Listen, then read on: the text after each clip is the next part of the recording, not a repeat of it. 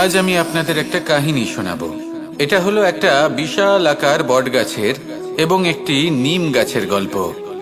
এই নিম গাছটা সেই বটগাছের কাছেই অবস্থিত ছিল। একদিন কয়েকজন কাঠুরে বনে প্রবেশ করলেন।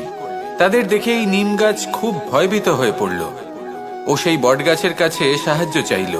বলল যে, হে বটগাছ, আমাকে সাহায্য করুন, আপনার এই শাখা প্রশাখা দ্বারা আমাকে ঢেকে রাখুন, যাতে এই কাঠুরেরা আমাকে দেখতে না পান আর আমি বেঁচে যাই।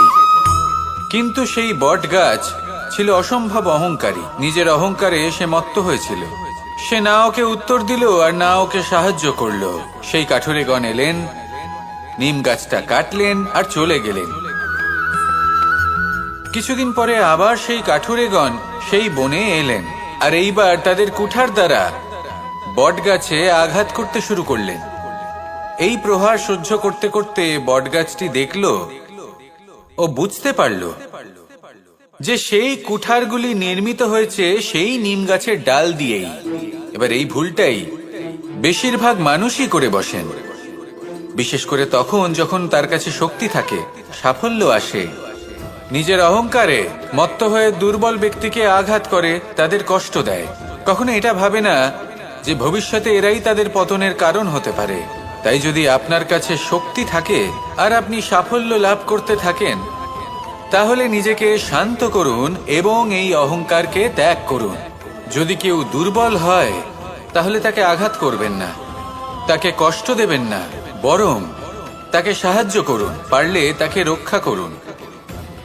আসুন আর আমার সাথে ভালোবেসে বলুন, রাধা। আমাদের জীবনে সবসময় এটাই শেখানো হয় যে কখনো কারোর নিন্দা করবে না। কিন্তু আজকের দিনে সত্য হলো এটাই যে প্রত্যেক ব্যক্তি কোনো না কোনো সময় কোনো না কোনো মানুষের নিন্দা করেই থাকেন। এবার আপনি কারোর নিন্দা করলে সবসময় এর অর্থ এটা নয় যে আপনার মন মলিন। কখনো কখনো এমন কিছু পরিস্থিতির জন্ম হয়, কিছু ব্যক্তি আমাদের এমন দুঃখ দেন যে সেই দুঃখের বশে আমরা নিন্দা করতে শুরু করি। এবার নিন্দার বিষয়ে এমন এক সত্য আছে যেটা জানা প্রয়োজনীয়, যেটা আমি আপনাকে একটা উদাহরণ দিয়ে বোঝাবো। আপনি কখনো একটা চিত্র অঙ্কন করতে চেষ্টা করবেন, যতক্ষণ না সেই রং আমাদের হাতে লেগে যাচ্ছে ততক্ষণ আমাদের সেই চিত্র পূর্ণই হয় না। এবার এটাই হয় নিন্দার ক্ষেত্রেও। কেউ আপনাকে যতই দুঃখ দিক না কেন, যদি আপনি কারোর নিন্দা করেন তাহলে কোথাও না কোথাও সেই নেতিবাচক শক্তি অবশ্যই আপনার মধ্যে প্রবেশ করবে। তাহলে সেক্ষেত্রে কি করা যায়? কিভাবে অন্যের নিন্দা করা থেকে নিজেকে বিরত রাখা সম্ভব? একটাই পথ আছে, একটাই বিকল্প আছে, নিজের বিকাশ। নিজের বিকাশের পথে অগ্রসর হতে থাকুন। নিজের কাজে এতটাই নিমজ্জিত হয়ে যান যে কারো নিন্দা করার মতো কোনো সময় যেন আপনার হাতে না থাকে। তাতে আপনার মনও মলিন হবে না, আর জীবনে অনেক দরজা আপনার জন্য খুলে যাবে। আসুন আমার সাথে ভালোবেসে বলুন, রাধা। এই সংসারের প্রত্যেক মানুষ কোনো না কোনো স্থানে অবশ্যই যান, অনেক অনেক স্থানে তাদের যেতে হয়। এবার এমন কিছু মানুষ আছেন যারা সেই স্থানে হয়তো কখনোই যাননি। উদাহরণ হিসেবে বলবো, কিছু মানুষ আছেন যারা মন্দিরে যান, চিকিৎসালয়ে যান, কিছু মানুষ কারোর কারোর বিবাহ উৎসবে যান। আবার কিছু মানুষ আছেন যারা নাস্তিক হন এবং কখনোই মন্দিরে যান না। কিছু মানুষ অসুস্থ হন না, তাই চিকিৎসালয়ে যেতে হয় না। এমনও কিছু মানুষ থাকেন যারা সামাজিক উৎসব থেকে দূরে থাকাটাই পছন্দ করেন। যে কোনো মানুষ হোক, যা কিছুই তার চয়ন হোক না কেন, প্রত্যেক মানুষকে একটি স্থানে অবশ্যই যেতে হয়। এমন একটি স্থান আছে, সেই স্থানের নাম হলো মৃত্যুদ্বার। এবার এটা আবশ্যক নয় যে ঠিক মৃত্যুর পরেই আপনি মৃত্যুদ্বারে পৌঁছে যাবেন। এমন অনেক মানুষ আছেন যারা মৃত্যুর পূর্বেই মৃত্যুদ্বারে পৌঁছে ফিরে এসেছেন, আর তারা অনুভব করেছেন যে এই সংসারের সময় চক্রের সম্মুখে তাদের অস্তিত্ব কতটা ক্ষীণ। ওনারা এই কথা বুঝে গেছেন। বড় বড় জ্ঞানী মহান ব্যক্তি ছিলেন, তারা এসেছেন, কর্ম করেছেন এবং শেষে তারাও মৃত্যুদ্বারে প্রবেশ করেছেন। অবশেষে তারাও পঞ্চমহাভূতের সাথে মিলিত হয়েছেন। তাহলে আপনার কিসের এত অহংকার? এই জীবনে কেউ অমর নন। জীবনে কতদিন আমরা বাঁচবো এটাও আমরা জানি না। তাই এই জীবন যাপন করুন। এই জীবনের প্রত্যেক মুহূর্ত এমনভাবে যাপন করুন, এই কথা মাথায় রেখে যে যে কোনো মুহূর্তে আমাদের মৃত্যুদ্বারে প্রবেশ করতে হতে পারে, তাই না? আসুন আর আমার সাথে ভালোবেসে বলুন, রাধা। এই জীবনে তিনটি গুরুত্বপূর্ণ শব্দ আছে যা বোঝা আমাদের কাছে খুব গুরুত্বপূর্ণ, এবং এই তিনটি শব্দের নিজস্ব অর্থ আছে। প্রথম হলো সঙ্গবদ্ধতা, অর্থাৎ একসাথে মিলে কাজ করতে হবে, একসাথে মিলে পরিশ্রম করতে হবে, সামনে এগোতে হবে। এরকম করতে পারলে আপনার শক্তি বৃদ্ধি পাবে, আপনার ক্ষমতা বৃদ্ধি পাবে, আপনি এগোতে পারবেন এবং অনেক দূরে যেতে পারবেন। দ্বিতীয় হলো আত্মবিশ্বাস। হেরে যাওয়া বস্তুও আবার জিতে নিতে পারবেন। যদি আপনার নিজের আত্মবিশ্বাস থাকে তাহলে আপনি কখনো পরাজিত হবেন না। এবং তৃতীয় হলো অহংকার। জয়লাভ করার পরেও কিন্তু এটা আপনাকে পরাজিত করতে পারে। সেই জন্য জীবনে সঙ্গবদ্ধ হন, আত্মবিশ্বাস রাখুন, কিন্তু কখনোই অহংকার করবেন না। এই অহংকার আপনার থেকে সব কিছু কেড়ে নিতে পারে। এই অহংকারের জন্যই মথুরাপতি কংস নিজের পতনের দিকে অগ্রসর হয়েছিলেন। এই অহংকারকে ত্যাগ করুন আর আমার সাথে ভালোবেসে বলুন, রাধা রাধা। এই সংসারে সব থেকে বেশি কঠিন কাজ কোনটা? কেউ বলবেন যুদ্ধ করা, কেউ বলবেন ধন অর্জন করা, আবার কেউ বলবেন জ্ঞান অর্জন করা সব থেকে বেশি কঠিন। এবার প্রত্যেক ব্যক্তির নিজস্ব অভিজ্ঞতা আছে আর সেই অনুসারে তার নিজস্ব একটা উত্তর আছে।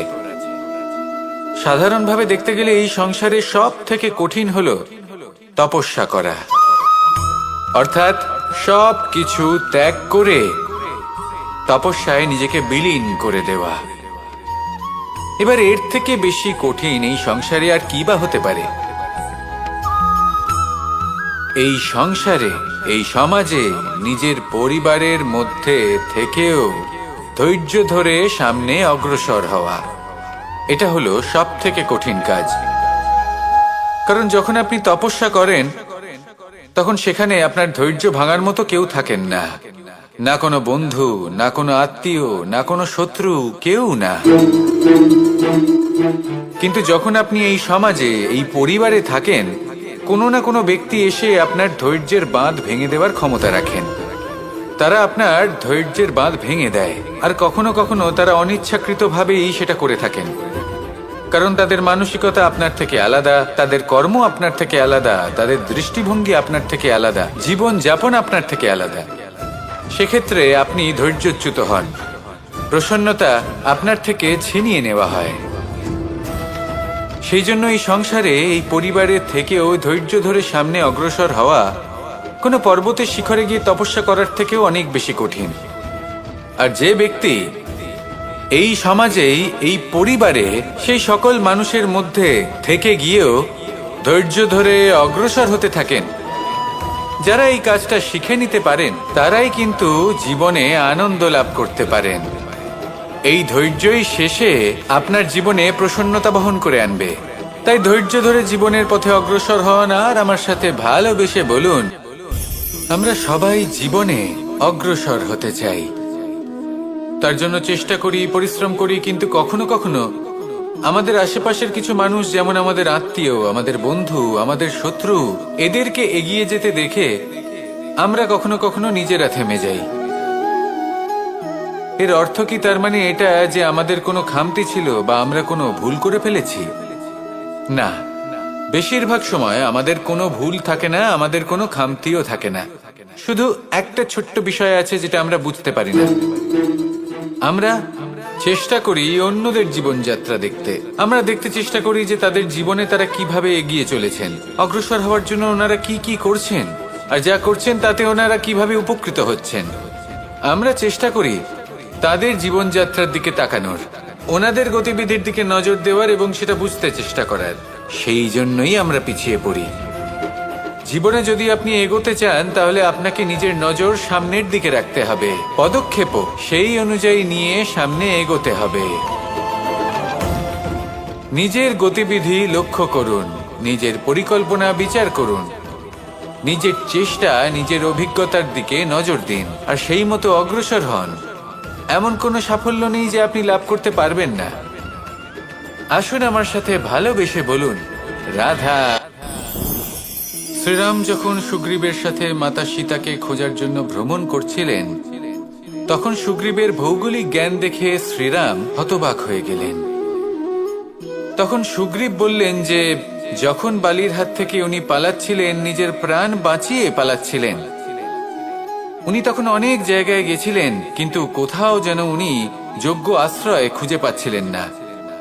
বালি সুগ্রীবের প্রাণ হরণ করতে চাইছিল, ওকে শেষ করে দিতে চাইছিল, আর সুগ্রীব শুধু নিজের প্রাণ বাঁচিয়ে পালাতে চাইছিল।